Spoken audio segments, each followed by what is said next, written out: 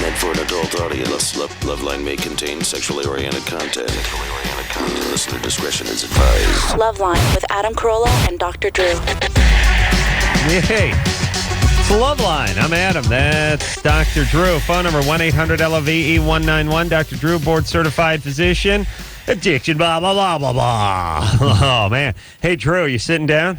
I'm sitting down. Trouble in the Middle East. No. Yeah. Really? Yeah. It's been so quiet. Oh, I know. Such a utopia over there. I guess they blew up the leader of Hamas. It was already in a wheelchair. He was? Oh, my God. It's just, the point is, it's now, according to Palestine, game on. Oh, so look out. But before? They'd carved themselves out a little utopia. So, cancel the vacation plans, Drew. To Jerusalem? Yeah. I was going to go to Crete this summer. I thought Beirut would be a nice place to head back to. But I'm scrapping those plans now. Trouble in the Middle East. But here's the thing. Can't judge. Cannot judge. They're the same. They're the same as any European nation. Same as us. The same. Can't judge. Can't judge. They're great, and we cannot judge. And by the way, it's fun. It's funny to do is watch it. It's funny. Watch Saturday Night Live from like 1978. Watch the news. Watch Chevy Chase and Jane Curtin do the news. Trouble in the Middle East. Watch the news from about 30 years ago, everybody. Same thing. It usually starts off a little trouble in the Middle East. It's not the people, though. You can't. Here's a couple things I've learned. It's not the people. It's never the people. Can't judge. Everyone's the same. Everyone's just as good as everyone else. And number two, we cannot judge. There's no judging. Drew, are you judging? Never. Don't judge. It could just as easily be Denmark and Sweden going at it. Just as easily. You cannot judge. You understand? Could be us in Canada. They had their time, by the way. I'm sure 1,000 years ago. Here's the point. Cannot judge. Yeah. And I'm sure they'll have So how do we solve the problem? They'll have it all ironed out. You tell us. You want me to tell? Okay. You want to know how it goes? Yeah. Here's how it goes. Palestine is like a roommate that you've woken up a couple of times and he's been standing over your bed masturbating with a butcher knife. Oh, my God. That's what Palestine is. Yeah. Palestine's that roommate. What's Israel? Israel is the roommate that sleeps and wakes up and sees a guy's beating off holding the knife. All right. Now, Israel is saying, hey, I'm not moving. I put the cleaning deposit down. That's my cleaning deposit. This is my apartment. I let you stay here, and now you think I'm going to move? Here's what Israel has to do. You're going to get stabbed while you're asleep, and then effed. Move out. Just move out. Just get out. Just get out. Who cares? They got their own sort of retarded religion. I mean, let's face it. It's two retarded religions. It's Clash of the Tards. Where's Israel move? Apartment up the street? No. You know my feeling. Baja. Plenty open land there. And God knows the Mexicans could use a couple Jews to get that economy back on its feet. See what I'm saying? Yeah. Well, look at Mexico needs Jews. If you really think about like the one thing they're missing, it's Jews. They need a dusting of Jews. Do you know what I'm saying? Think about Mexico. Yeah. Really think about its strengths. Think about its weaknesses. Just Drew. Stop. I'm just trying to Pretend you're not on the radio. If you've not Pretend you're not on the radio. If there's any group you haven't offended in all this. Pretend you're not on the radio. I'm pretending. Think about Mexico's strengths and weaknesses. Yes. Huh? Little dust in a Jew. You know, as soon as this mic shuts off, you know I'm right. All right. I'm saying. Look, here's what it is. Palestinians got their own retarded religion. The Jews got their own retarded religion. And they're just going to beat each other's brains out for a few thousand years. It's good times. But here's the point. Palestinians, that part of the world, they want to go at it. Yeah. So doesn't matter. There's, concessions, whatever. And they talk about here's what we need, here's what we need, here's what we need. But whatever you give them, if someone wants to fight, they want to fight, right? Yeah. All right, they want to fight. Obviously, they want to fight, or they wouldn't be fighting. Yeah? All right. It's going to work itself out. The point is, great folks, great, delightful people, a beautiful breed, and we cannot judge. We cannot judge. Everyone is the same. Just never forget that we can never judge. Priscilla? Yes. You're 17? Yes. Yeah, it's just a matter of days before those kids are back up on their feet. I just over wonder there. where No this problem. where this is all going. Wait, hold on a second. Where's it going? Nowhere. Yeah, but it's getting worse. It's Here. spreading. You want to see where it's going? Go back to 1974. See where it's going.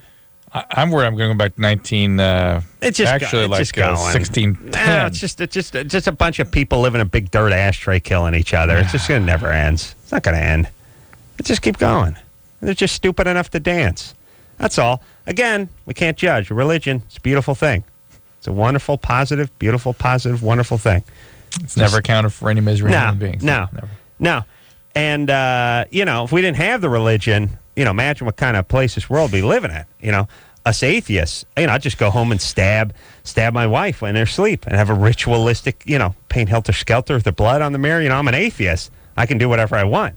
There's nothing to stop me from killing. Slippery slope. Who's to say what's right and what's wrong when you're an atheist? I love that retarded argument that the religious folks have with the atheists. Hey, everyone said, hey, what's to stop you?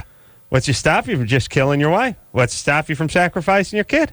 Who's to say? Well, it's empirically wrong. Who's to say? What do you mean, who's to say, you retard? You need some guy in sandals and a beard telling you everything? I say it, you idiot. Jesus Christ. Look, people don't kill their young. It's a command of nature for the most part. No, I think that was innate in us at one time. Something like that was in us. That's why every Abrahamic religion is about fathers being killed by sons. Sons could be killed by fathers. Look, brothers killing brothers. If you want to know what the world would be like if there was atheists and how it would spin off its axis and there'd just be murder and anarchy, go down to death row. See what percentage atheists you got on death row. Picture an atheist. Now picture the guys on death row. Atheists? Nope. Shocking. How come everyone behind bars for violent crimes, how come they're not all just exclusively atheists? I'm using your logic, right? They should all just be atheists. They have no God, no one to judge them. They're free to do as they will. Yeah? Doesn't work that way. Here's the bottom line. Atheists are smarter people. They're more evolved people. They don't do those sorts of things because they're more evolved, higher intelligence. Let's face it. Religious people are dumber. And these people in the Middle East are, caveman dumb. I mean, they're, thousands of generations from an evolutionary standpoint behind dumb. Let's face it. Please, Priscilla. how come no one talks about this? Priscilla? Yes. You got another call coming in? Yeah, I do. All right. You want to take that? Yeah, hold on. All right, hang on a second. Yeah, okay. All right. 4. Yeah, 4. 4? Mm-hmm. Ron? Yeah. What's happening? How's it going? Good. What's going on? Not a whole lot, buddy. I got a question for you. All right, buddy. What's up? This is for Kimball. Hey, what is your whole beef with junior colleges? Waste of everyone's time. Well, not only My that, tax Ron money. is making the point vividly for us here about junior colleges. Hey. No, smell something burning? I mean, Yeah, I smell something There's something burning. burning here, guys. Hold on a second. Hang on Yeah, a second. that's Ron's brain And cells. by the way, the lights flickered on and off in here too around the. All right. Well, listen, we got a small electrical fire going in the studio here, Drew. Come on, buddy. Don't worry about it. did you? Hold on a second. It's too bad Westwood 1's not on fire. I mean, it really is. Remember that it was like 8 years I was there praying that dump would burn down. Remember that? Yeah. Now we're in a nice studio and it's burning. What is that? All right. Don't You worry. what? Engineer Chris is on it. Yeah.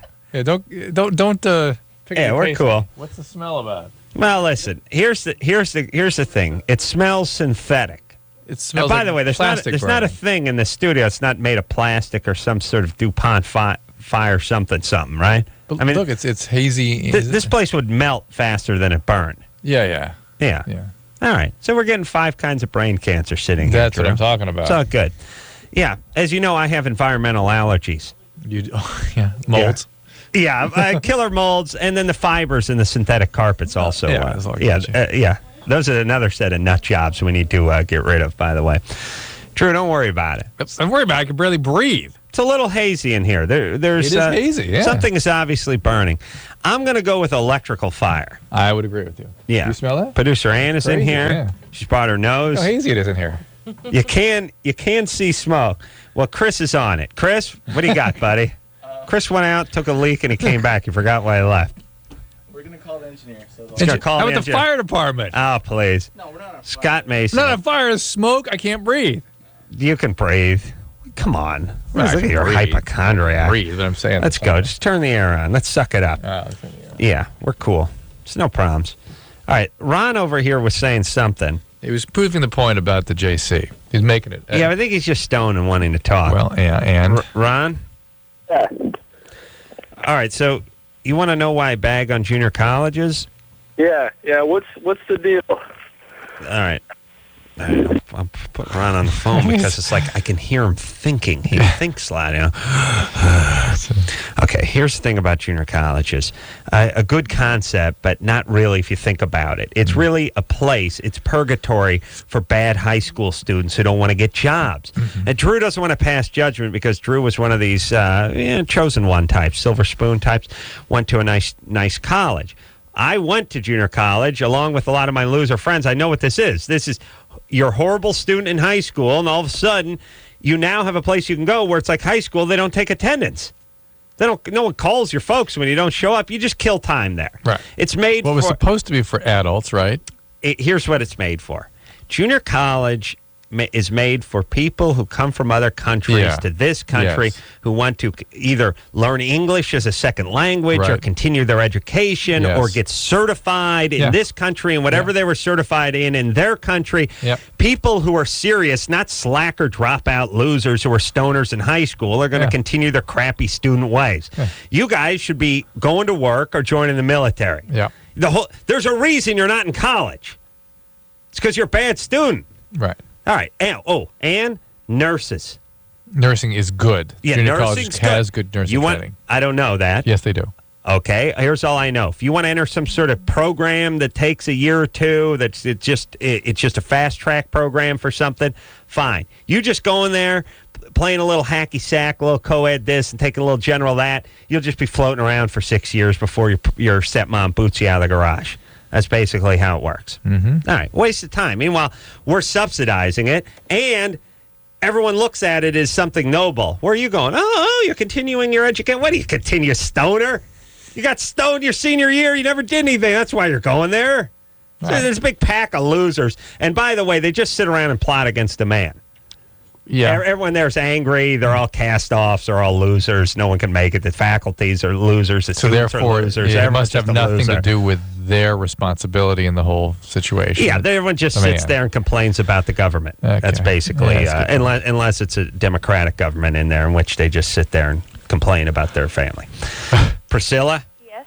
And then you get people like my mom who go to the goddamn choir practice there. They've been there for 30 years. And then I got to go to all the stupid choir shows and the bake sales and that's things. And oh, my God. Your life is miserable. Priscilla? I'm so sorry. Thank you. Priscilla. Yeah. You just go ahead. Go ahead. You know, we've tried 4 times to start with Priscilla. Once a month, I try to take a sip of water. Yes. And it never works. Right. It's me going, caller, go ahead. And then I lean back and take a sip of water, and I hear dead air for a good 5 count, and I got to spit my water out and lean forward. Really? Yeah. That's it? If they can continuously move my mouth or nothing will happen. Of dead air. I just want to take a sip of goddamn water. Priscilla. Yeah. All right, I'm done with you. Get out of here. Screwball, their stupid phone. Megan? Yeah. Priscilla, hang up if you're listening. I'm done with you. Megan, go ahead. What's up? I was just sent to a short-term mental ward, I guess you could call it. Hang on 1 second, Megan. Priscilla, her question was her belly button ring is still red and irritated after 1 year, and the fact is that's a ring that's rejecting, so you got to take it out. It's never going to get better. Good. You're having a rejection reaction. Megan, so you were in a hospital, psychiatric hospital. Yeah, I wasn't trying to commit suicide, but I had carved on my arm. I guess that's part of the reason why I was there, and for drug abuse and anger. So. And you don't think that's a reason to be put in a hospital? No, I do, but I don't think that I should have been sent there because I didn't really do anything. Other than cutting on yourself and doing drugs. Well, you're not being sent there as punishment. You're being sent there because you're very self-destructive. Yeah, the things you were doing are very dangerous and a sign of severe emotional distress. What do you think the hospitals are for? Well, no, I know that they had a good cause, but I seriously don't think I had depression because it was only like a one-time thing. All right. Well, look, Megan, you're 13, so you don't know anything. So what do you want? I just wanted, every day they make you talk to a psychiatrist person, and I guess I was diagnosed with depression, so they put me on antidepressants, but I'm really against using those. Why? I don't know. I just don't believe in using it. Well, look, you don't have well-formed thoughts. You're not supposed to. Here's the thing, Megan. You got a lot of energy, but you don't have a lot of reason. You're against this. You don't believe in that. Just you because. think you're an unjustly that. And then when someone says why, you say just because. It's because you're 13, and that's fine. You're in the 7th grade. You're not supposed to have Actually, any. I'm in the 8th, but, Oh, all right. Well, way off, Adam. I'm Way sorry. off. How dare you? Way off. I made a mistake. Anyway, I'm sorry. What's your question? Look, I'm a big enough man to admit when I'm wrong. Have bro. you stopped the anger outbursts? Yeah, actually I have. Have you stopped cutting on yourself? Yeah. Have you continued taking this Alexa? Yeah. Don't you see? Hang on, Megan. Don't you see a correlation there between the treatment you received? I haven't been on the pills very long. All right. And how long have you been stopping these behaviors? Actually, I just got out last week. Okay. Last now, Tuesday, what I can tell you is, if there's stopping your treatment, you'll go right back where you started from because there's nothing to take you out of that state. You were in a really very severe situation that has life-threatening implications. It's not up to you really to decide what you should and shouldn't be doing at that point. You should, if you wanted to engage in some other form of treatment, that's fine. Maybe see a therapist and let somebody else take you off, not you make decisions about that. I think Megan needs to break it down now. Let's go, Megan. Let's go. Break it down now. Grab a knee. Don't sit on your helmet. It's not a chair, Drew. That helmet's not a chair. Now break down. Now get a hand in. Let's go now. Now take those meds now. Take that Alexa. You listen to your psychiatrist. You know what I'm saying?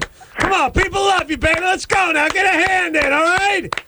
Let's go now. You're 13. You ain't that smart. You're full of yourself. Stop watching that goddamn cable. Pick up the Bible. Yeah. All right. Take the meds. Looking good. Looking good. All right. All right. Or there are alternative treatments, but don't not get treated because the symptoms you were having suggest really severe and potentially life-threatening problems. Yeah. Let's talk to Mike. Mike's 18. Let's go, Mike. Let's get a hand in now. Hey, Let's break it down now. all right. Hey, I have a question. Yeah. This girl Girlfriend has herpes.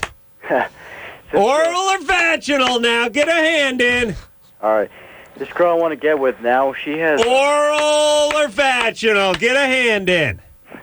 All right.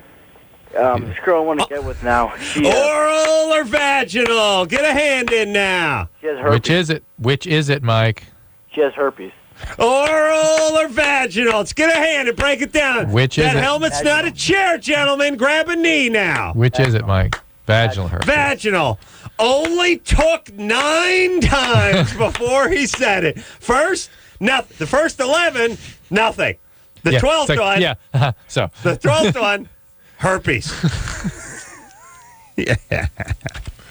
All right. Nervous, not smart, not listening. Potential junior college. Just go. Let's get a hand in now. What's happening now, Mike? All right. I have a question. This girl I'm going to get with... Got an inquiry. She has herpes.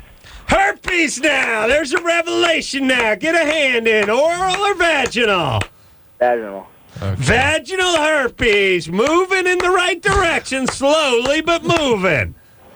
Okay. I want to know if I can actually get with her. So, I've had sex before, but not with anybody who has herpes. Had intercourse, not an infected victim.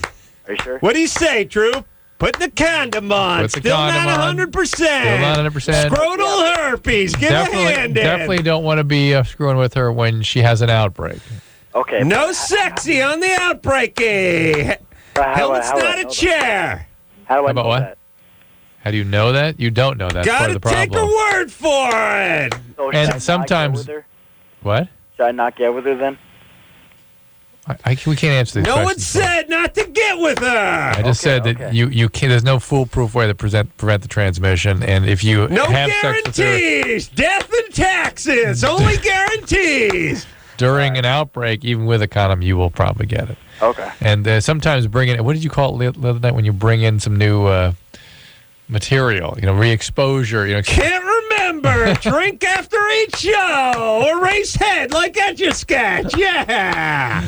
That sometimes when a person is exposed to someone who has herpes, there's it causes an outbreak, and then you get it. Okay. So there you go. So even though if I use a condom, then there's no way I can get it, right? Mike, what did we just waste all of our time saying? Here's the thing. Have sex with her, use a condom, and do it when she's not having an outbreak. Yeah. And that's going to be your best chance. If you're going to have sex with her, yeah. You smell JC? Mike, you smell JC no. You smell work. Yeah. Mike, are you working? Yeah. Where are you working? Albertsons. Good man. What are you doing some night stocking? I just do right now I'm cash register. Right now. Well, you work in the register? Yeah. That's pretty good work, right? Yeah. No, it's not. Are you 18? No way. Oh, yeah, I know. What's up? He's bagging. You're bagging, right? No. You're actually working the scanner? Uh-huh. His phones. We didn't hear anything. All right. Whatever he said. Because they got good unions. Imagine. Yeah, well, we just saw a big old... we had a big strike down here. Yeah. When I was probably out of high school, I tried a few times to get a few. That was that thing. That was a dream the gig, night by the way. Job was the one, yeah. Or just any supermarket gig was like, well, you start off at like $7.75 an hour, and then you join the union, and I was like, oh my God. Yeah. You got to understand for the Corollas. That was huge. I was looking for dental insurance and $10 an hour. I mean, like a union stuff, like I used to hear about that. I never was in any unions, but I used to hear about that union stuff, like, whatever, working, building sets or carpentry or baggers or whatever. It's like $21.75 an hour, and then you get golden time after you get time and a half after, and then you get 2 paid vacation, 2 paid weeks a year, and then you got a dental and medical. And it was like, oh my God, how does that happen? Oh my God, I get $11 an hour. They take taxes out. I get no benefits. It's like. It was crazy talk. Yeah. Yeah, the guys who were in unions were like celebrities. Yeah. Yeah. All right. Hey, good times. Now, literally a millionaire. Literally. And no union. Yeah. Break it down. Wait a minute. I think I'm in a union. Oh, yeah, that's right. It's by the way, it's the union that gets mad at me for talking smack about them and not being loyal.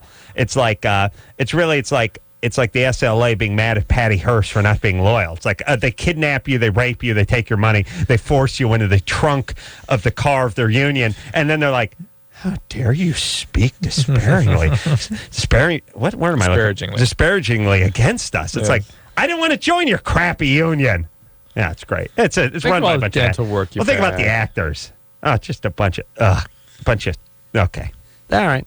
Let's move forward here. Yes, move on. There we go. You've offended every major group of, screw all of you. That's all I'm saying. Don't leave anybody out, Adam. That's what I'm saying. That's what I'm saying. Everybody. SAG, AFTRA. What are we in for the radio? AFTRA.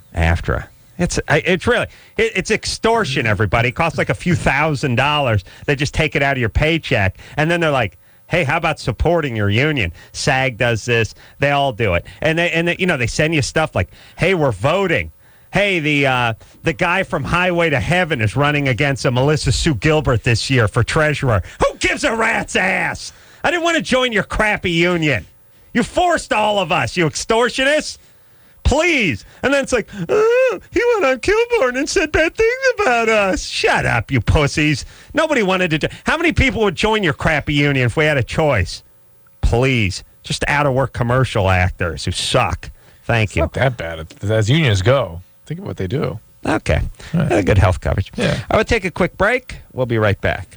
Hello. This is your radio. LoveLine will be right back. As many as 1 in 3 Americans with HIV don't know it.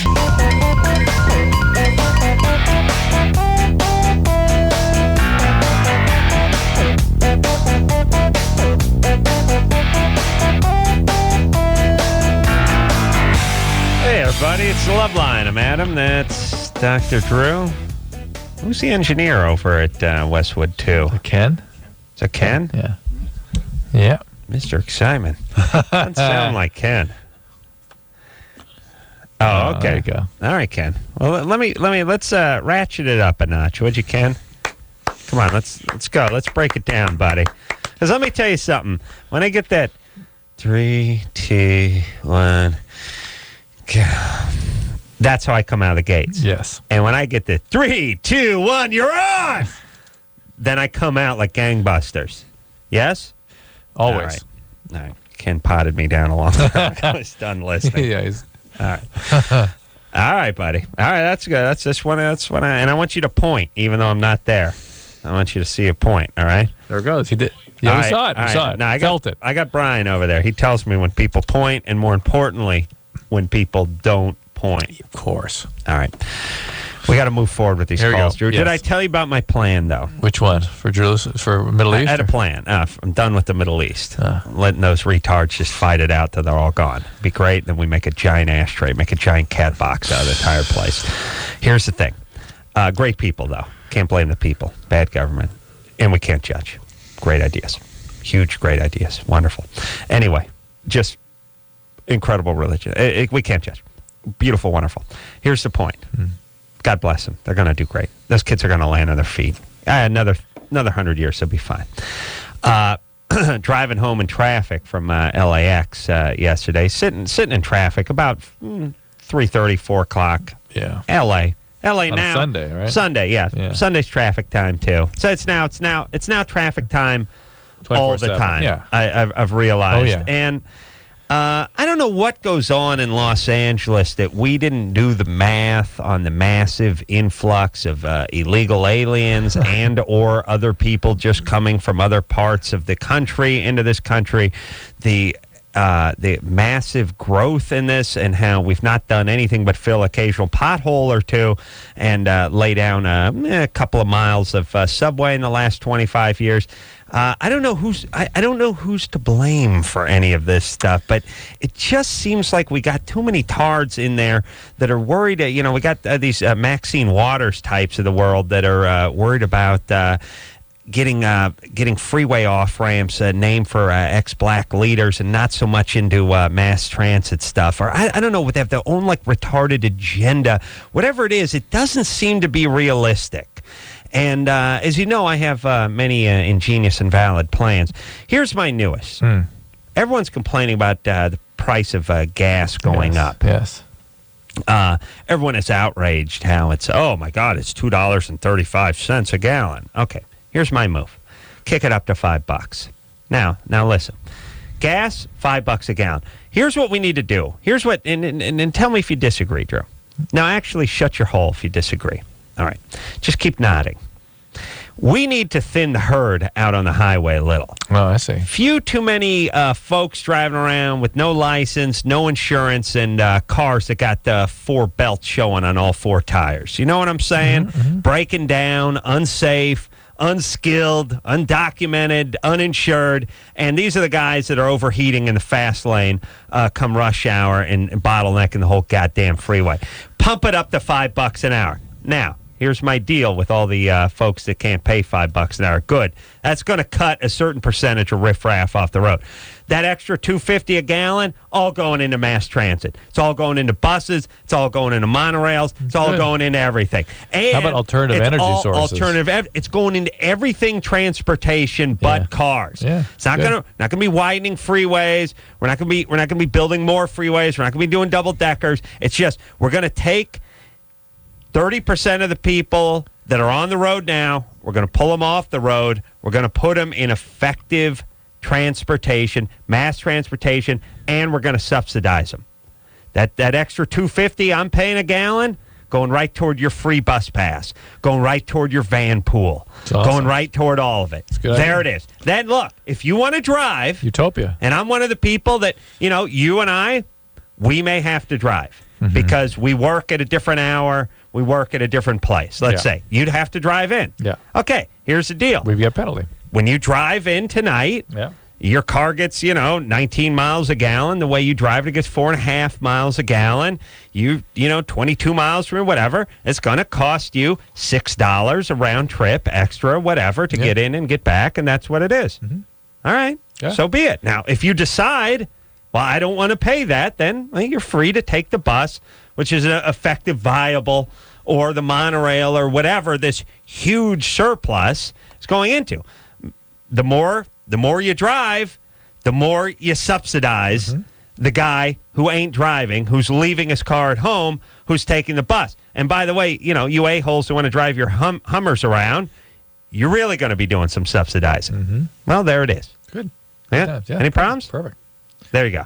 You want to drive? Utopia. Would you pay? And Drew, I know the answer to this is you're driving from your house to Santa Monica. It's going to cost you an extra $7. Yep. You'd get there an hour earlier, and you'd be that much more productive. The people who need to be that much more productive will be that much more productive.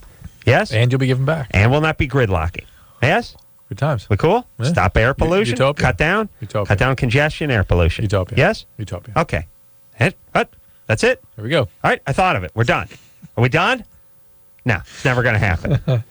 No, it's just Maxine Waters just going to argue till she's blue in the face with some other blowhard, loudmouth quack that's in government, and nothing ever happened. Fantastic. All right.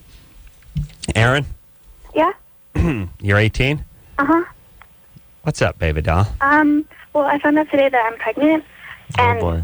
I'm not going to keep it or anything, but Okay. I was wondering if there's, rather than getting, like, a medical abortion, if there was any sort of, like, because I've heard that you can drink teas or something like that that will actually induce a miscarriage. Mm-hmm. What do you think the difference is between a miscarriage and an abortion? You have to put crushed glass in the tea. Yeah. Difference between a miscarriage and abortion. The difference? Yeah. I don't think there's that much of a difference. No, there's no difference. There's no I difference. just don't want to go get the whole, like... And don't you think that if there were ways to induce an abortion that... Through tea or through and by the way, magic or through what spells... can't tea do? Don't you think that would be I mean, everyone... that tea can heal PMS and it can abort. Right. And talk about range. Right. And treat your depression. Talk about a rangy beverage. Prevent strokes. Yeah. Yeah, it's good. Oh, it's it's that it's the wisdom of the middle of the East. And right? don't you think, Aaron, if there was some tea you could drink that would induce a miscarriage or abortion, doctors would just use that? Why would they want to use a medication if it's not necessary? Yeah. How about the fact that you probably wouldn't be able to buy it because there'd be a lawsuit it's an the abortion. second somebody aborted without wanting to abort. So, Aaron, no, of course not. Okay. Of course not. So, what do you want to do? You're sure you're month pregnant? Yeah. Yeah. Pretty sure. All right. Well, how about you go down to Planned Parenthood and see what's up? Oh, yeah, I was going to do that anyways, but... All right, good. There you go. It'll be fine. All right, good luck. All right, good times. You got to be more careful. Think about adoption, too. It's another possibility. No. Drew, my $5 a gallon thing. Utopia gets 30% of the people off the road. We don't need them all off. We got to knock about 20, 25, 30%. You could really be sophisticated about it. Get a bond first to build it all out before you jack the prices up, so everything's in place. Yeah. And pow. Have a start date. Pow. Yeah. And look at it this way. Pay the bond back. Pay it off in like 2 months. Let me say this too. A lot of the people in this city that should be focusing on saving money for a down payment, that should be buying a house or whatever, they're making a $600, $700, $800 a month car payment. Then if you're talking about insurance, then if you're talking about gas and stuff on top of that. And lottery tickets at the gas station. You got to buy those lottery tickets. Yeah. You could be talking about $1,000 a month that should be going toward getting yourself a condo, house, whatever. Yeah. All right. I'll tell you, I got to run for something, Drew. It'd be good times. Jill? Oh, my God, am I on? Yes, you are. Oh, okay. Well, okay. I don't really have a problem, but I'd like to tell you guys that I'm obsessed with both of you. I've been listening to the show for like a year, and I've like been trying to call for like the past month, but I never got through. I love you guys so much, and I've always just wanted to get on. So. Well, Jill, how you doing? Everything good? Right now, yeah. School, everything going okay? You're 8th grade? What?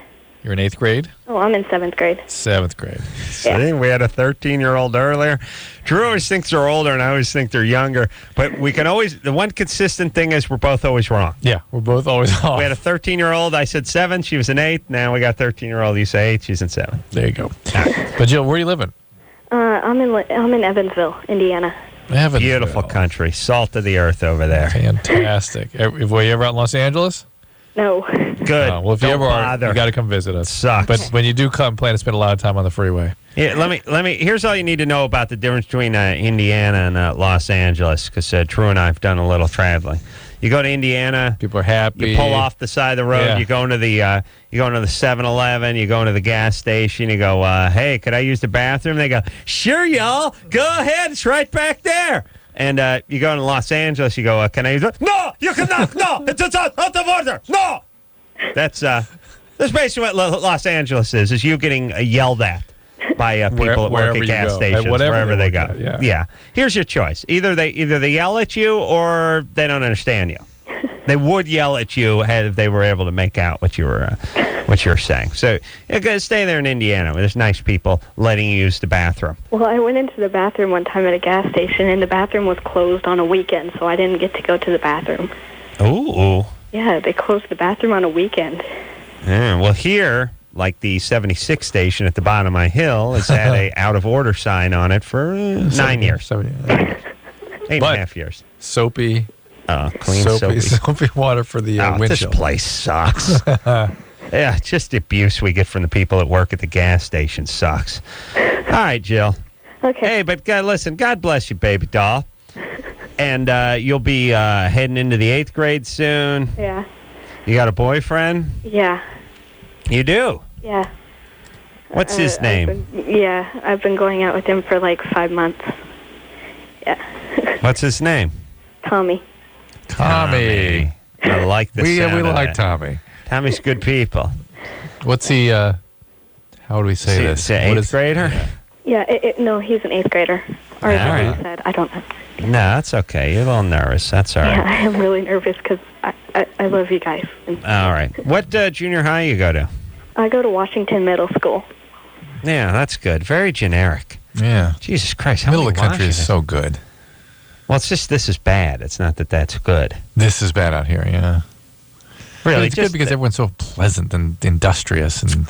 Not really. They're just... No, they are. No, we've got a lot of mean people here. Out here, yeah. Like I said, just go to the gas station. I blame the roads. Go to the gas station, try to use the bathroom in Los Angeles. Have fun, everybody. Go use the bathroom.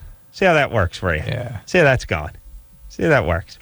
Give it a try. Report back to me. Come out to Los Angeles. Go to 76 station, see if you can use the pot. See what happens. All right? Beth? Yeah? You're 17? Yes, sir, I am. What's happening? Well, first I would just like to say the man show now sucks. That's I really miss you, Adam. Well, thank you. Okay. So I lost my virginity to this guy, and I don't know, it was just all confusing and weird. And my friend was kind of seeing his friend or whatever, and then our other friend started sleeping with the guy that my friend was seeing. And then I moved clear across the country, and while I'm gone, I guess my friend it's so confusing. Yeah. What's the my question? friend ended up sleeping with the guy that I slept with. All right, whatever. What's the question about it? It's a mess. Should I bust her out on it or anything, or should I? Where do they all? Where do they all live? Washington. The state of Washington. Yeah. And you're in New York. Yes. All right. And I'm going back there in 10 days. Why? Why? Yeah, you moved to New York. Yeah, just stay out of it. Just don't go back. You know, my wife said to me tonight. My wife said, "You want to hear some gossip?" And I said, "No, no, too old. I don't want it." So here's what you learn. Let me please. You find she couldn't resist. She told you though. She did, and let me try to impart some knowledge. And nobody, and you know, I have a great reputation for not, you know, I'm working over at Kimmel. There's, you know, things going on. This guy's getting a promotion. This guy's moving on. This guy's doing this, and this guy's doing that. It's always in the work environment. Here's the thing. I got the best reputation. I don't have people like Adam. I can trust you. It's more like I got two things. A, I forget. Two, I don't care. And then C, I don't have enough energy to really talk about people other than myself. Is that an energy thing, or is that just you don't care about people? I could gossip about myself. Yeah, I like to gossip. Once in a while, I'll do that. Did you hear what I did? Then I start giggling. No, you're going to tell me. I swear I won't. And then I make myself promise not to tell me. And then I You giggle. do it anyway. Well, because I got my fingers crossed behind my back. Of course. Okay. Here's the whole thing. This whole part where you're confronting, you're gossiping, you're calling people out, it takes about 30 years to figure this out. And I'm giving you guys a heads up early on. There's no upside for it. Here's the whole thing about the gossip part, and I know this isn't what she's talking about exactly. No, but you're right. If you're involved in chaos, the better alternative, get out. Yeah, Always. just get out. Yeah. Just get out. And when somebody tells you something about somebody else, don't say anything to anybody. You're not involved. You know, you want to know why? You get here's the thing. You get punished for it. Yeah. And there's no real good side. You're never a hero for blabbing about somebody. No. You know, so-and-so's getting a breast reduction. And, you know, all that kind of stuff. So-and-so's dating so-and-so. So-and-so's getting fired. So-and-so's getting hired. So whatever it is. It's just nothing. What'd you tell you? Some work-related stuff. And I don't want to hear it. Yeah. I'm not interested. And like I said, there's no, what's in it for me? That's what everyone needs to ask themselves. What's in it for you? Answer, zero. Except for eventually someone's going to find out, it's going to get traced back to you, and you're going to look like an a-hole. Right. Everyone just shut your pie hole. We'll take a quick break. We'll be right back. LoveLine. We'll be right back.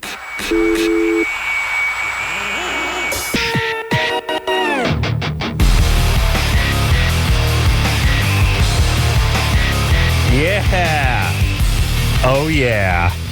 It's LoveLine. I'm Adam. That's Dr. Drew. Phone number 1-800-LOVE-191. Just belched up a little Indian food, Drew. Oh, nice. Yeah. I look forward to that wafting over here any minute. It's amazing. India, and you know how I always think that the food should be basically in step with how the country's doing economically? Yeah. No bigger chasm between Indian food and the country. Meaning, you know. You like the food? No. Price. Here's what I'm saying. The average person who lives in India probably earns $9 a month.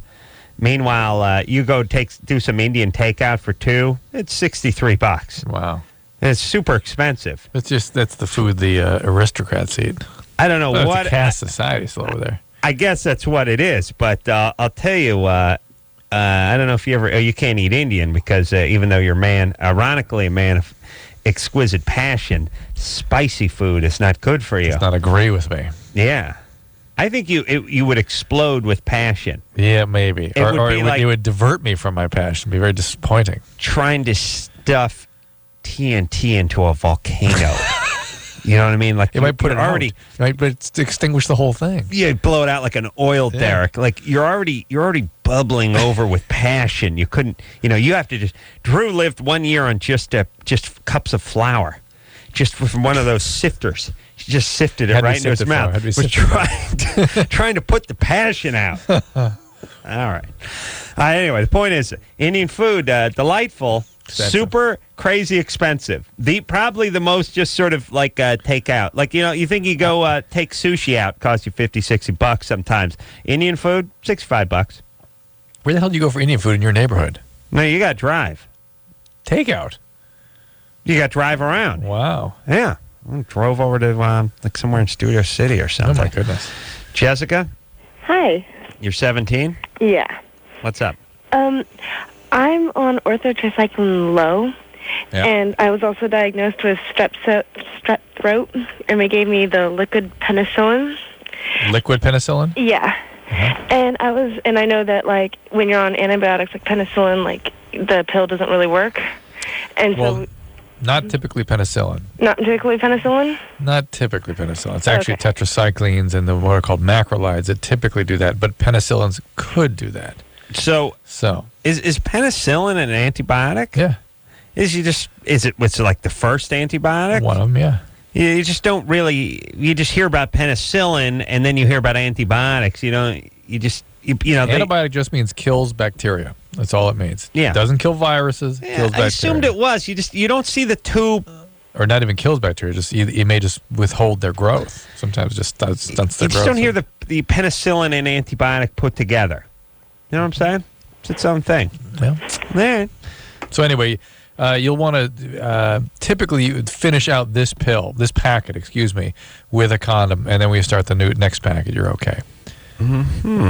Let's talk to Chris. Has not had a solid bowel movement. I knew you'd like that call. Yeah. 6 years. Chris? Yeah. Not had a solid bowel movement in 6 years? Well, yeah, actually, not really. Actually, when I'm irregular, I have a solid poo. When you're irregular. That's irregular. So he's, as often as you have diarrhea, as often as he has a solid poo. Yeah. Yeah. Nice. What kind of So you got to go to Mexico, eat some of the street tacos, so you can get yourself a nice case of Montezuma's solid poo, yeah. Do you have some sort of bowel problem? Bowel disorder? Well, yeah, I actually went to my doctor just like a few months ago, after the 6 years. But they told me I had Crohn's disease. Wow, that's tough. Yeah, and they put me on some pill called prednisone, which really wouldn't help with the diarrhea. But well, listen, the diarrhea. If you have Crohn's, they do endoscopies on you and take biopsies and that sort of thing. Yeah, I actually had a colonoscopy done on me. All right, so that's it. You have Crohn's, and Crohn's is a focal inflammatory bowel disease, and prednisone is an anti-inflammatory. And if you decrease inflammation, you will decrease the diarrhea. But Crohn's is a rather devastating illness. People form fistulas, and it's just a mess.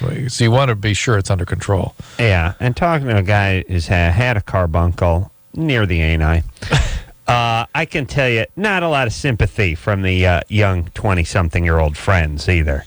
You know what I mean? That's the double heartache of Crohn's. Comedy. Not only you blasting mud out your drawers all day long, you got a couple buddies laughing their ass off, too. You know what I mean? Yeah, it's good times. Bad times. We'll take a quick break. We'll be right back. Here it is. Bottom line, it sucks being single today. Tons of lame people and no decent prospects. Call the Dateline. Call the Dateline. Call the Dateline. 1-877-889-DATE. LoveLine. LoveLine will be right back. So get your problems ready. Ready.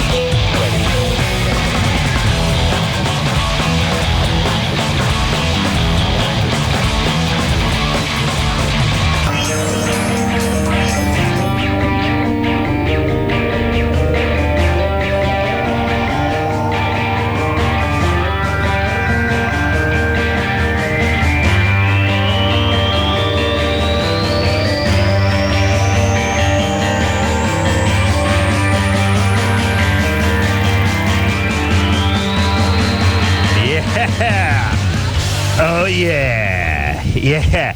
Hey, Tro. Hey. You know what I'm about this close to doing, buddy? No. Trapping.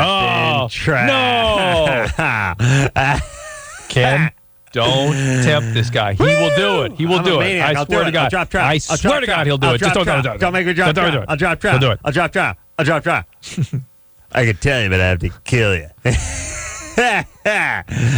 11:08, 8 minutes after 11. That's the other one they do. I forget about too. We do the math. Yeah. We do the math. We do the 7:36. That's 24 away from the top of the hour. It's also just the restating. 11:08. That's 8 minutes after the hour. That's the other good radio one. Here's the thing about radio: anything not to formulate a thought and to repeat and to take time. Yeah, because here's what radio is basically. Radio's like, look. We have marginally talented people that got to kill 4 hours. What the hell are they going to do? Well, here's something you can do. Repeat yourself. Yeah, when you say 8:07, say 7 minutes after 8 after that, and then you say 53 minutes away from the top of the hour. And then you keep back selling, and you keep talking about news and weather and news, and you never run out of anything to talk about. Yeah, it's great. That's great. I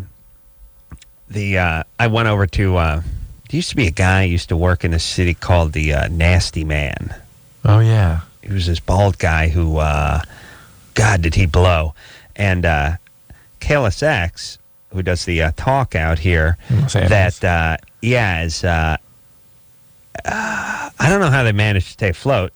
They've done a few, I guess Stern, they've done a few good things, but have they made some horrible calls. Just like super retard calls. They had the Nasty Man on for a while, and I went in the studio once, and he had stuff just posted on his wall that he could look up at, and he'd go, it'd just say like your window to the world, and he'd just be looking around and go, it's Nasty Man, it's 7:08, that's 8 minutes after 7, your window to the world, the Nasty Man, like it's just 5 or 6 catchphrases in case you ever ran out of something to say. You just look up and you just see it. Oh boy, yeah, it's good times. That is good times. Yeah, I'm sure he's working somewhere, maybe doing a little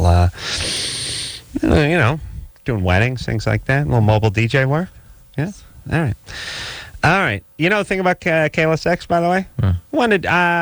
They wanted to do a show with me and Jimmy, or I want to do a show. No, not going to do it. Yeah, it's genius. Yeah.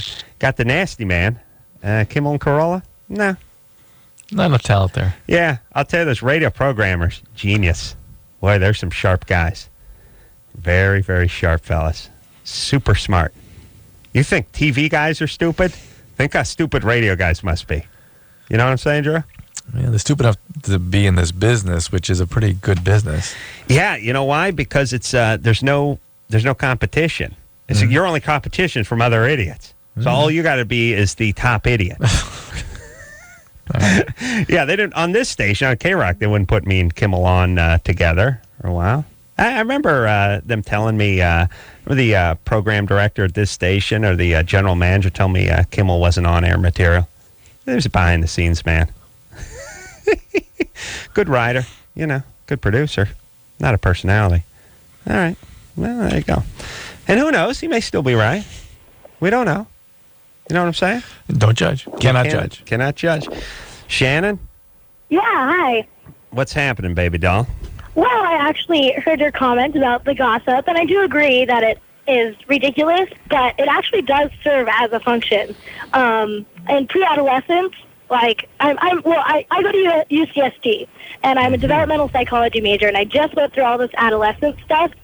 So I just learned that actually teenagers will use gossip to kind of feel each other out, to check their beliefs with each other. So actually, it's kind of a developmental stage as you get older. So that 17-year-old that's all about the gossip, it's actually like part of her. Like that's, hold on, that's not pre-adolescence. Yeah, pre-adolescence is 9, 10, 11, 12. Out of it. And No, Shannon, what we actually said was that it is like children to be that caught up in gossip. And then, which is the case, and that children use that sometimes as a way of sort of gaining esteem amongst their peers too. Yeah. And what you guys didn't hear is Adam and I continued our conversation off the air, and we started talking about how women use gossip as a way of getting a group together and then shunning one. Exactly.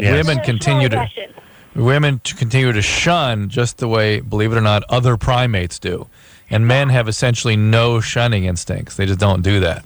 Well, because they're using physical aggression, wouldn't you say?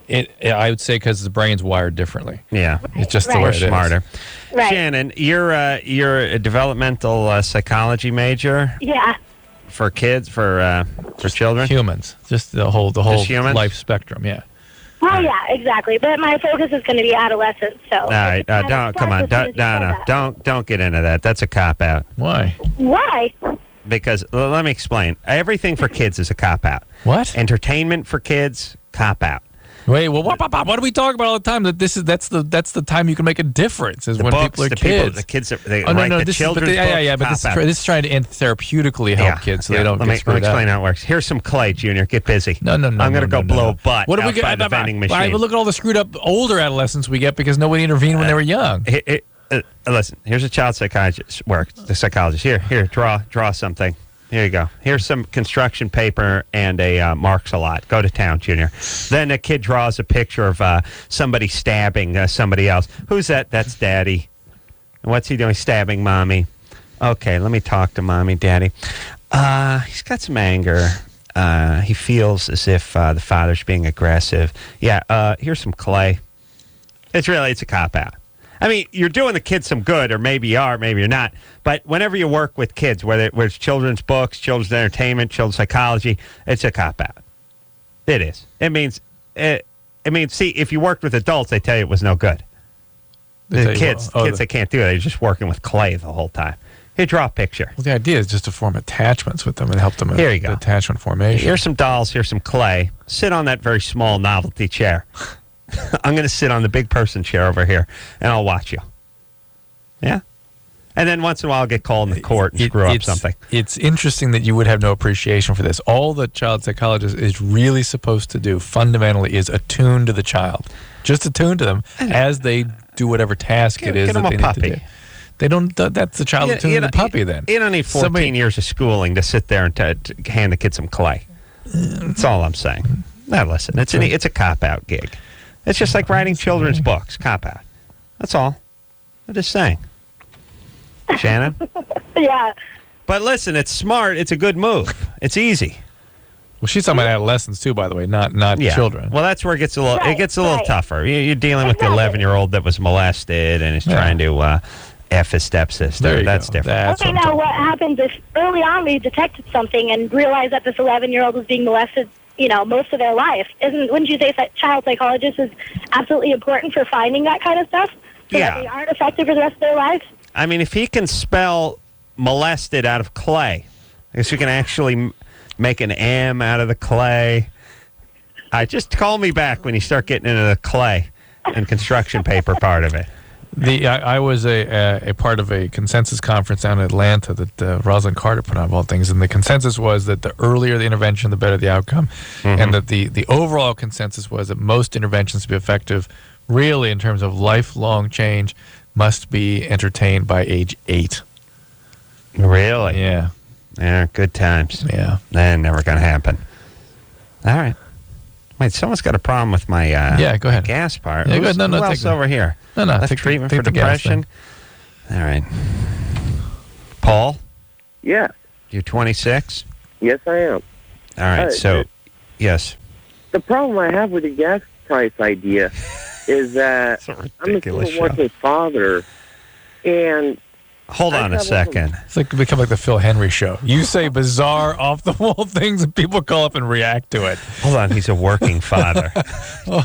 So let me get this straight. He's got a kid and a job. And $5 will be a lot for him. Holy Christ, we got to stop the presses. Yes, go ahead, Paul. I got 2 kids. 2 kids. And they live in Orange County. I'm 4 hours away. And I have one of those type of vehicles you're talking about. Yes. Yeah. And it's hard for me to get there at times to get my kids. Why do you live 4 hours away from your kids? Because the mother and I met in college. Aha. Oh, that explains the 4 hours away. I see. Exactly. Okay. No, that does not explain the 4 I didn't hours know away, you Paul. guys met collegiately. That's And it requires 4 hours distance in order to 4 hour minimum. Yeah, minimum. That's if you meet the in Geneva college. Convention. It goes high 17 hours away. Yeah. Yeah. See, You met in 4 hours- college. Yeah. Yeah, we're 4 hours apart.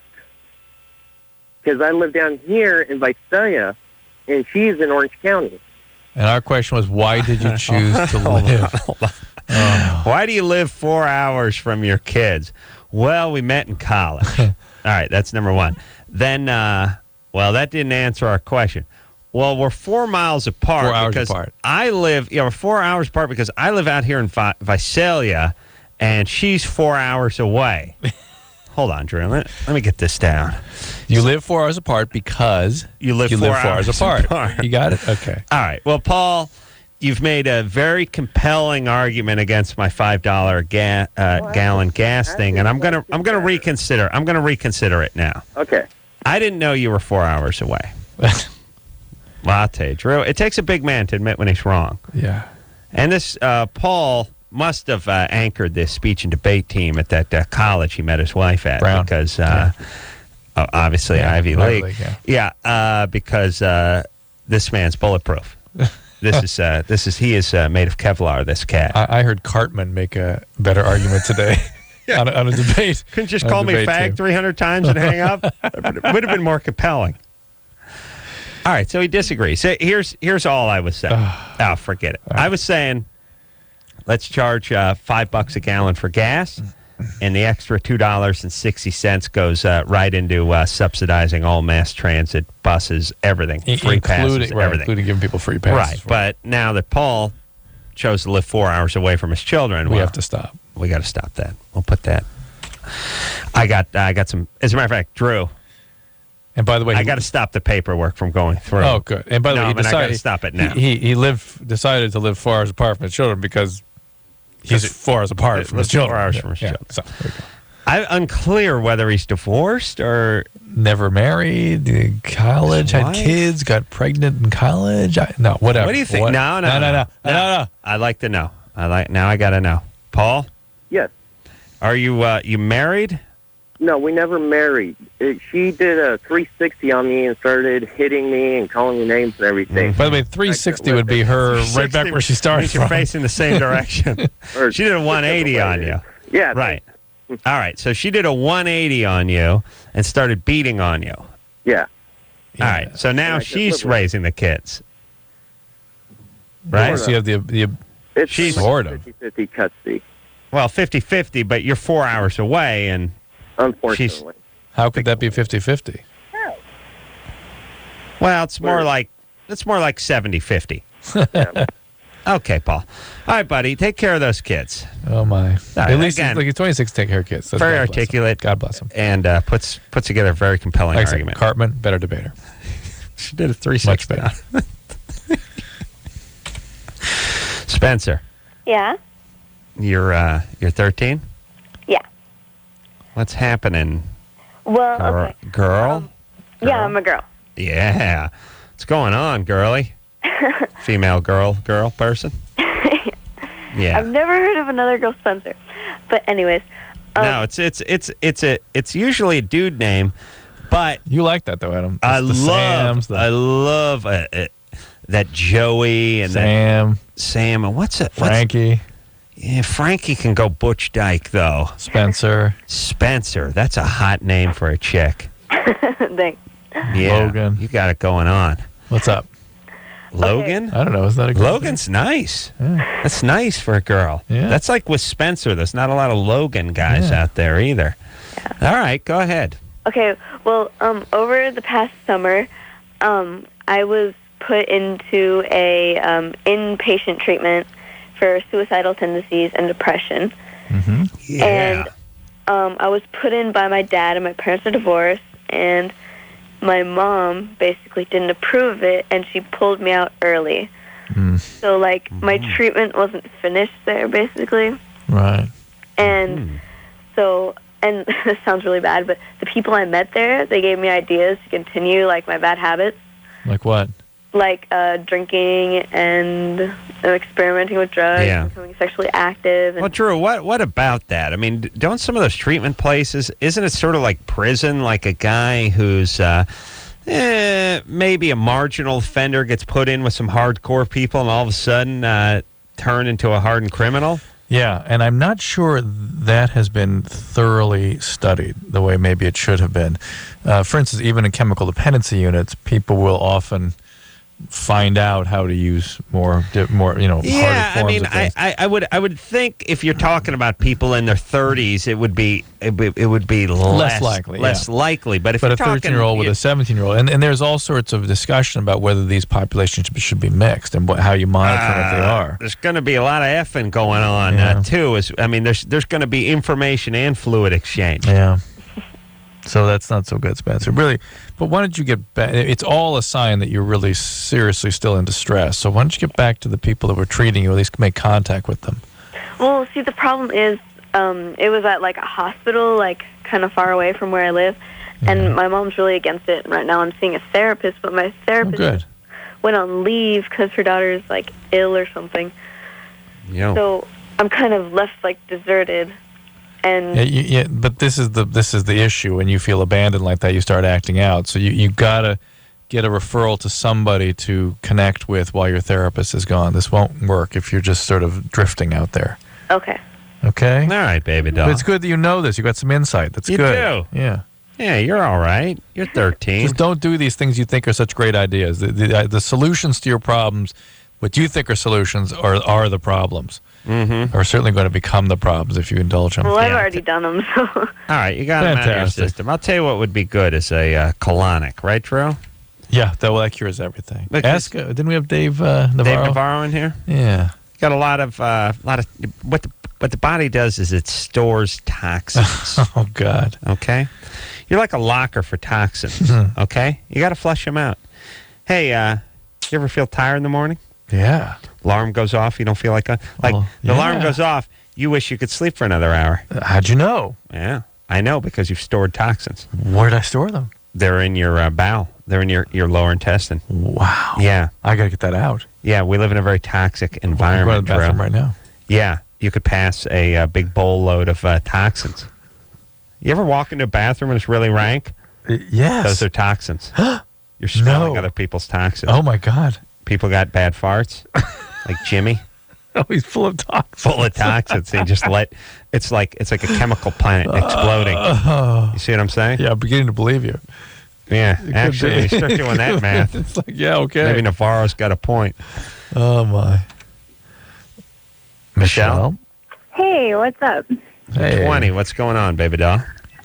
Well, actually, I had a question for Dr. Drew about polycystic ovary disease. I was diagnosed with it about a year ago, and I've been on medication for a very long time. And I was wondering, actually, if there's other alternatives than the medication that I'm on. We on glucophage? I'm taking glucophage. I'm taking spironolactone, a thyroid pill, and Yasmin birth control. Oh, my Obviously, goodness. the birth control is going to stay, but I'm taking all of the other medication too. And I was wondering, I'm actually taking the spironolactone. What was that? Well, there's great enthusiasm in the endocrinologic community for exactly the way you're being treated. That there's insulin resistance in women with polycystic ovarian disease, so you're on a medication that improves the way insulin's utilized. And there's irregular non-ovulatory cycling, or rather no cycling sometimes. So the Yasmin takes care of that, and you're excessively estrogenized or androgenized, and so the Yasmin may help with that. And then the thyroid is a common piece of the whole puzzle too. But I'll tell you from a sort of non-medicinal approach, the most important that you can do is keep your weight down. Yeah. Manage your diet very judiciously and a diabetic style diet.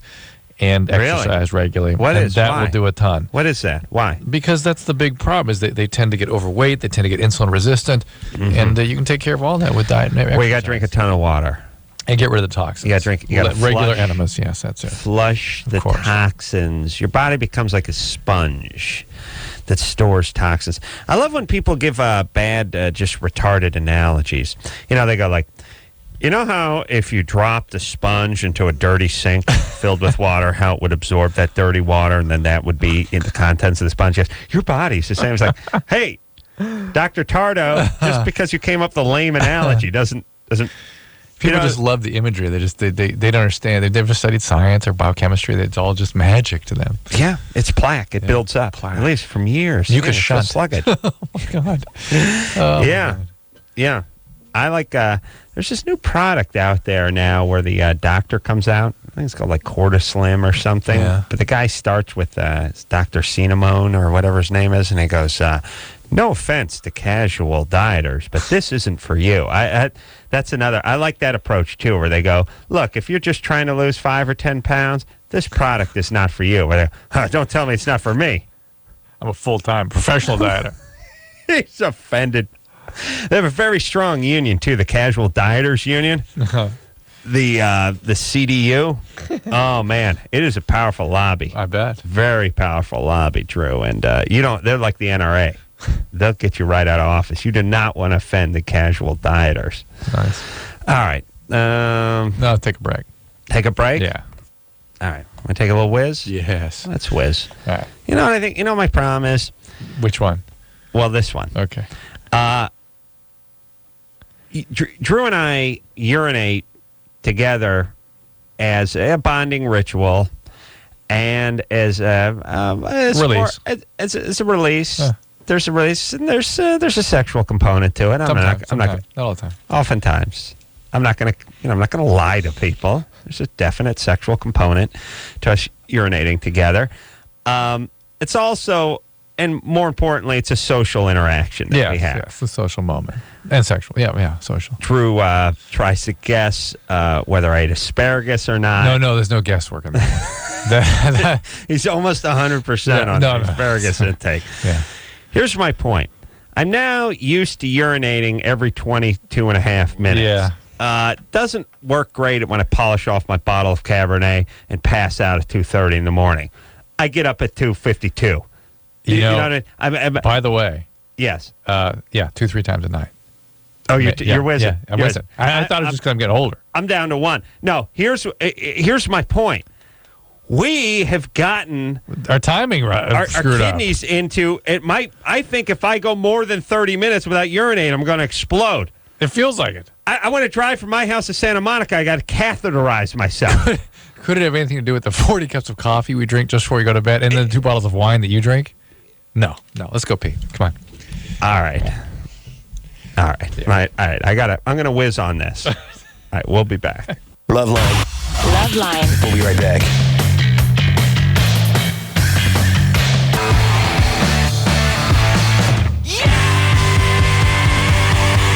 Yeah. Oh, yeah. Well, I'll tell you what. We got a show going on, don't we, buddy? Yeah. What time is it, buddy boy? I'll tell you what time it is. It's 11:28. That's 28 after the hour. That's 32. What? It's 11:28. That's 28 after. 28 after is 11:28? 11:28. That's 28 after 11. That's 32 to the top of the hour. Woo. 32 minutes to midnight straight up. It's 11:28. That's 28 after the hour. 7:08. That's 8 minutes after 7. 56 degrees. Yeah, okay. Really?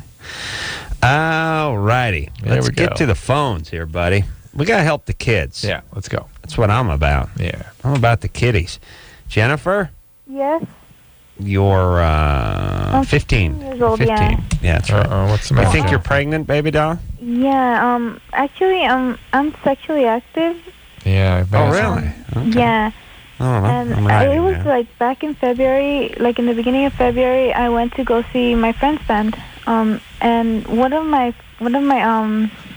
friend's friends, my friend Josh's friend, he was from out of town, and we were both drunk and like we had sex.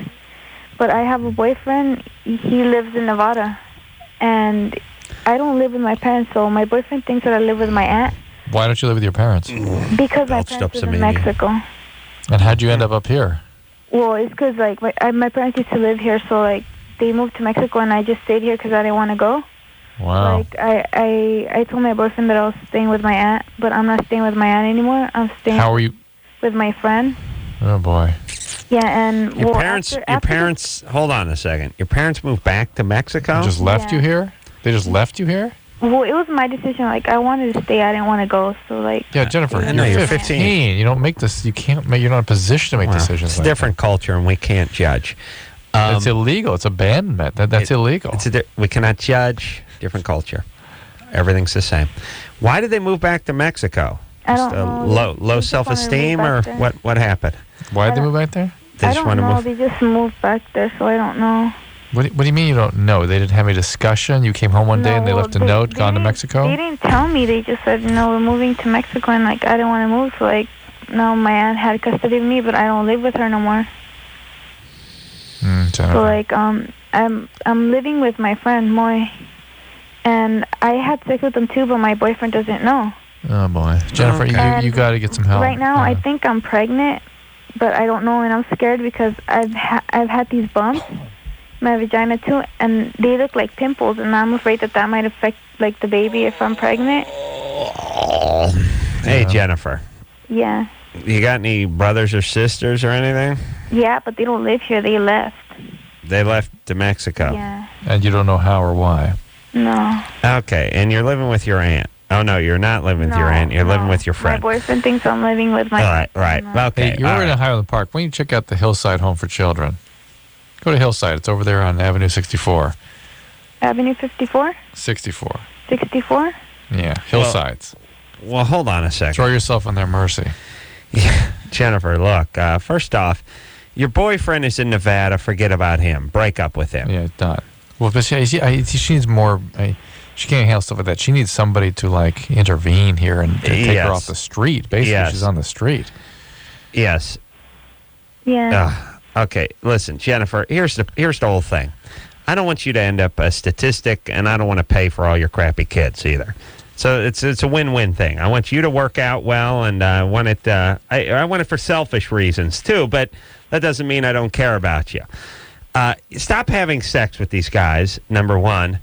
Number two. Yes, you're going to have to go somewhere, and at the Hillside, we've been there, right, Drew? Mm-hmm, yeah. We toured Hillside. Yes. Yes, we did. It's right near where she's living right now. It is, isn't it? Yeah. All right, where is it? Write that down. I told her, Avenue 64. She doesn't know. Jennifer? Mm-hmm.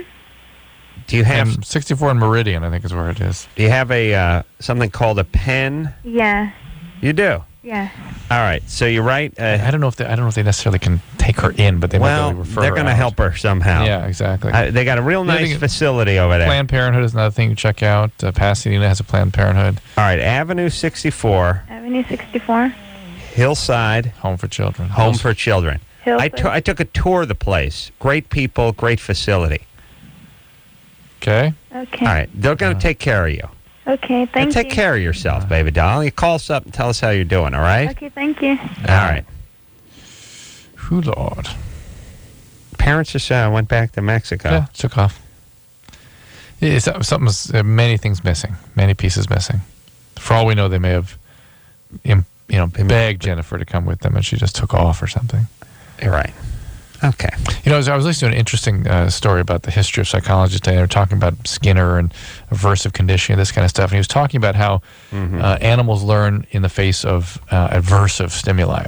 That if you take an animal and put it like on an electrical grid, and light comes on, electricity comes through it, the animal flies off it. It takes about one time that every time that light goes on now, the animal's jumping. Right. That's how animals learn. Yeah. That's how humans are. Well, that's how they survive. But that's how humans are when they're younger, when their parents strike them. When the parents hit them, you got to do that once, and the kids are like, okay, you come near me again, I'm out of here. They take off. Right. So that's what happens. There may have been a little domestic violence there. Yeah, just out, and they don't listen, they won't hear, they don't care, they just come out of here. I'm out. Clint, so you're saying now. you should beat your kids? No. Hey, Clint, what's happening? 25. Yes, Adam. You need to write a book. You're sitting on a gold mine here with great ideas and good comedy. You got to cash in on that. Well, let me tell you what keeps me from writing a book. Hey, you wrote a book. I did? Yeah, we wrote a book together, remember? I never read that book. Yeah, you did. I read it to you. You read our book? Yes, I read it to you. Did I enjoy it? Yeah, you did. Okay. Especially exclusively Adam. Okay. Here's there's a couple elements that stop me from writing a book. A, lazy.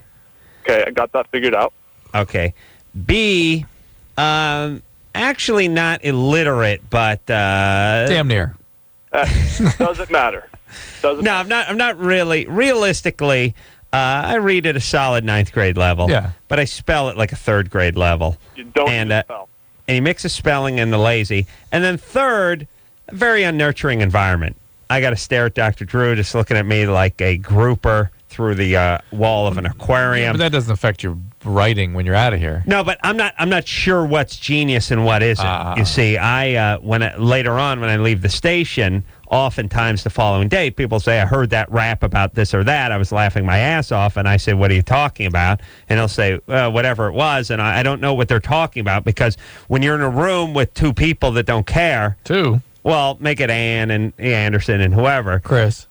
Well, that's what I'm counting. Chris and you is actually in the room, and then outside. Well, sometimes you do, and sometimes you don't. But the point is you don't really know if something's funny or not, because you got a couple of people just sort of sitting there going, "All right, take some calls," and so it doesn't register in your head. Oh, I got to write a book. It's more like I got to write a book called "Let's Take Some Goddamn Calls." You see what I'm saying? Yes. All right. What are you doing? What are you going to do, Clint? Well, here's here's how you can get around some of that. I mean, the creativity part, I think, is already solid. You are you're a genius. We know you're a genius. Yes. So yes, thank you. We're past that. Secondly, you can speak into a computer, and it'll just type everything out. Right. They talk about that, but then it's like you go, "My name is Adam," and it writes down, "I've entered the front door and I've defecated on the carpet." It's have they worked out those things yet? The software is pretty good now, except and it shouldn't be your first choice, because it does take a while to set up. You got to read pages and pages so it can understand your dialect. You got to program it. Yeah. But look at it this way: even Malcolm X didn't write his own book. He told his autobiography through Alex Haley. So that's what I got to do. Get the guy who wrote Roots to write my book, or Dr. Drew, or anybody who you can just kind of yell at. You got some good rants, and you got some great ideas for taking over the world. And I appreciate it. I appreciate it, and I thank you. Clint, you can write them my down, self-esteem send them is in. is too low to write a book. Yeah.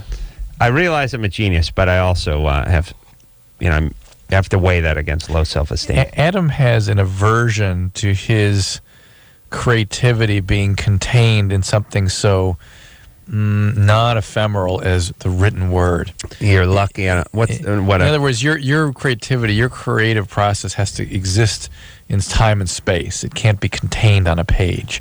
It ruins it. It spoils it somehow. Yeah. Right? And you're lazy. I'm lazy. Yeah. We'll move on to calls. But here's the whole thing. I was thinking about this because I went out to New York and I did this stand-up gig. And I had to host this show, and I had to go open this decent-sized theater with, 5-8 minutes of stand-up comedy. And it went pretty good, and it was fine. And I thought, when I walked off stage, I could do stand-up. And then I thought, I can't stand telling the same jokes.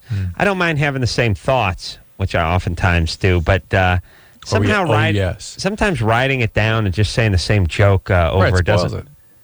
Well, it's like sort of what's the essence of humor, and it's sort of stop me if you've heard this one. Yeah. Well, if I heard this one, there's nothing worse than someone going, hey, let me tell you a funny story about what happened today. Well, if the guy told you the same story last week, it's not so funny. Right. So it feels anti-humor. It feels anti-essence of humor to write it down and repeat it. Right. On the other hand, that's how you do it. Right. So the thing I like about the radio is you just keep yammering. And it just flies off into space, and you never have to actually corral it and do anything with it.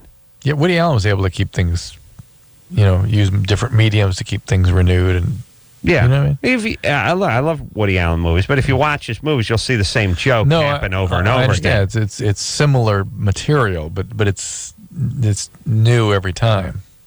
New twist to it, new. Yeah, it's got a creative bent to it. Yeah, listen, the jury's still out. Kid's got some good ideas. We'll see how he does. Let him do another 30 movies, and we'll see. Contessa? Hi. You're 20? Hi, Adam. Hi, Dr. Drew. I just want to say that pie is so much better than cake. Yes. Yes, it is. Preferably. And it keeps, too. Mm-hmm. If you can get it to stay around without people destroying it, eating it, it's good for a few days. Yeah, pie will, listen, a pumpkin pie will last for 2-3 weeks in the refrigerator. The only problem is it won't last for 2 or 3 weeks. People love it so much, don't they? They love that pie. Don't drop trout. I'll drop trout. Totally. Yeah. Cake. Well, cake lasts too, but no one gives a rat's ass. It gets dry. It's hard. Yeah. Okay. So just admit I'm right about the cake pie thing, and let's move forward. Let's do. Exactly. Thank you. Well, about 3 months ago, I met this guy. It was his birthday. I guessed his sign. I found out, that he's a sound guy and that he does recording for like Bay Area bands. And I'm a singer-songwriter. And he told me how much he'd like to work with me, and things just went from there. And we started like working together, and then it got romantic. And I was thinking that he was about 24, 25, and his looks are very deceiving. Coming to find out, he was 29. Oh my goodness! Yeah, really young looking for. I was amazed. Good gravy. Yeah. All right. And so, it kind of worried me, and we talked about it, and he said that, my age never seemed to, like, make a difference, and that, so far it didn't seem like there was this age difference with us. Right. He was saying AIDS. What? He was saying AIDS, not age. What? You didn't have sex with him, did you? No, I never did. Good. Go all the way with him. Saying his AIDS didn't make a difference. You had oral? Did you do oral sex? Yeah, we went to third base. And Is third base oral now? Is it? Isn't that? It is now. It didn't used to be. It didn't used to be, but it never really had a place on the diamond. It was when you came back to the dugout. You might get a quick BJ on the way back from like the bat boy. No, after you've rounded the bases. Yeah, it's right. You're yeah. All right. You're packing it in. Contessa's 20. She thought the guy was 25. Turns out he's 29. Not a big deal, What's Contessa. the deal?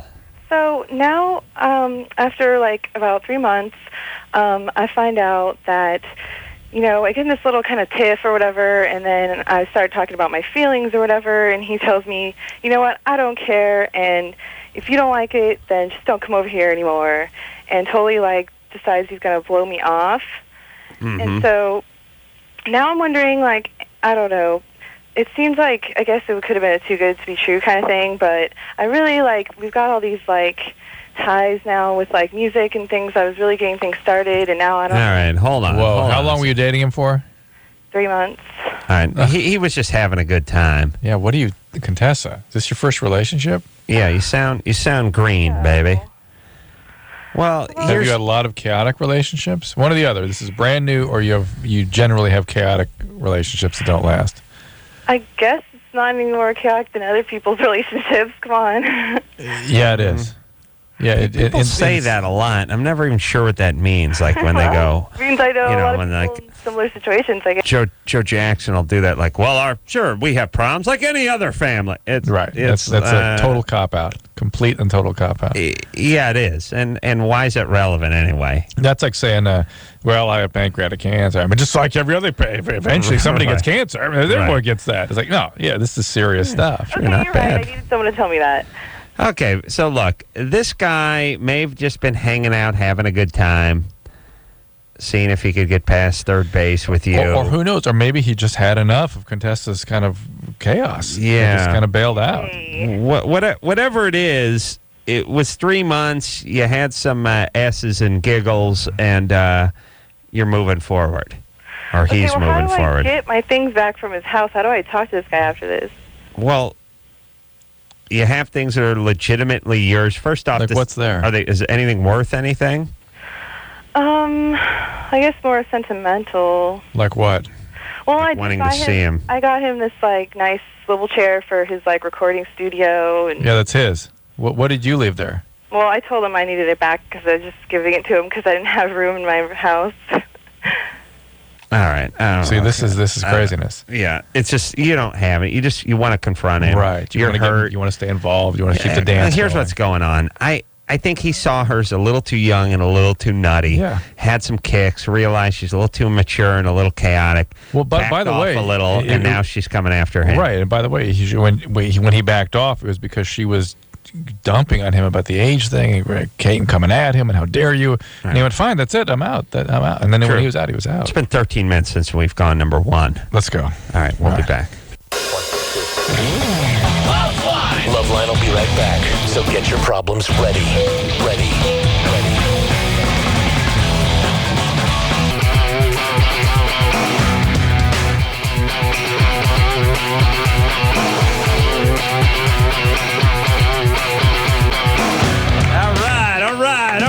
It's LoveLine now. Get a hand in. Get a hand in and grab a knee. Don't sit down. Don't sit on your fanny, son. Grab a knee. Hey, that helmet, that's not a chair. Why is it when you're like teaching gym or a Pop Warner football coach, even the things that are just marginally entertaining are, boy, this guy, he is the Lenny Bruce of Pop Warner football coaches. Yeah. This he's the Mort Saul of gym coaches. Just sharp wit. Oh, man, is this kid fast. I love when they do that. And it's like big laughs. Look at tying's like kissing your sister. Like this one. All right, gather up, gentlemen. And I use that term loosely. So, same blowhard jokes year after year, you know. Shecky. Yeah. That was a big deal, though, in Pop Warner football. No sitting down. Yeah. Hey, grab a knee. Oh, really? Look, are we resting or aren't we? Because if we're resting, I'd like to sit on my can. Number one, what's the grab a knee part? And two, I don't know, from a posture standpoint, from an orthopedic standpoint, how about this? How about we relax and I do it whatever way I'm most comfortable. That's Sitting right. Indian style, 2 knees, 1 knee, Lie down, on the whatever. ass, whatever, Yeah. like to lie down, whatever it is. We're not running laps, are we? Yeah. Let's just start. Let's grab a knee. And like I said, God forbid, once in a while a guy would sit on his helmet and then you'd get it's not a chair, which that's the best you're going to, that's it. That's the reason? That's because it's not. And by the way, I don't know, isn't anything you're sitting on a chair? Right. Technically. A stool, at least. It's something, yeah. All right. Jessica? Uh-huh. Once I'd like to flip it around. I'd like to start putting a chair onto my head and have a coach tell me it's not a helmet. That folding chair's not a helmet, son. Get that off your head. All right. Like maybe I was with the Russian circus or something. Jessica? Yeah, what's up? You're 20? 20. 20 is what it says. You're 15? Yes. Oh, okay. Okay, well, my problem is, this is with Dr. Drew. Okay. Yeah. I'm 15 and I'm sexually active, but I cannot have intercourse. I can only have it anally.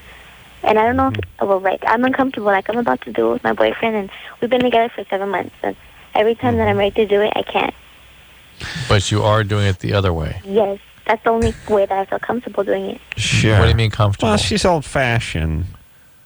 She's an old-fashioned girl, Drew. Because when I'm about to have intercourse, I get nervous, and I'm like, no, he gets all mad. And I don't know, another way I'm just comfortable with it. Yeah. This, by the way, when I'm in charge, you're going to be, she'll be tagged. Yeah. Caribou. Cataloged. Caribou. POW with the Nor plant. Yeah. High-powered air rifle. Boom, right in the side of the arm. Jessica, what does the way God intended it, I guess, though not at your age, what is it about that makes it anxiety-provoking? I like the part where boyfriend gets mad. Why does that make you anxious? Why does it make you nervous? Wait a minute. How old is your boyfriend? He's 17. He's 17. Mm-hmm. And she's 15. Mm-hmm. And no? Yes. And what? Yes. Okay. What are you using for birth control, though maybe you don't... What's that? Depo-Vera. You're on the Depo shot. Yes. Excellent. And so what is it my makes men you... must have gotten her. That's good. I'm on the side because I'm ready. Okay, I'm ready to have intercourse, but every time when it comes down to it, I can't do it. You have anxiety. What's the anxiety about? Do you know? Excuse me? Were you nervous? Why were you nervous? Yeah, What makes? I'm not nervous. It's just that I'm getting into it, and like we're about to do it, and I'm like, no, and like, to get. Why? Why? It's uncomfortable right there. Like, I don't know. I just get an uncomfortable feeling. Were you sexually abused when you were a kid? Well, when I was 7, I was like abused, yeah, but not raped completely. All right. Well, who sexually abused you? My neighbor. Okay. Well, that may be material that you've not yet worked through, and naturally enough, you're, of course, sort of reenacting all of that again by being so sexually active in sort of a kind of peculiar way. And although when you actually get to vaginal intercourse, it gives you a panic attack and a flashback. Well, it takes a village. Post-traumatic stress disorder. So, Jessica, please, this is all related to that event. So maybe get some treatment. No. It's a village. The neighbor molested her. I see. Yeah, Jessica, don't... Okay, you got to get therapy. You were sexually abused. That's all. I don't know any other way to say it. It's been 6.5 minutes. We have to urinate again. We'll be back after this. All right, guys. Bottom line, here's the deal. Looking to hook up? Sick of wasting time with the wrong person? One call's all you need to make. Call the Dateline. The Dateline. 877-889-DATE. LoveLine with Adam Carolla and Dr. Drew. 1-800-LOVE-191. Wow, wow, wow, you can go, you can say wow, wow, you can go, you can We'll be right back. San Francisco.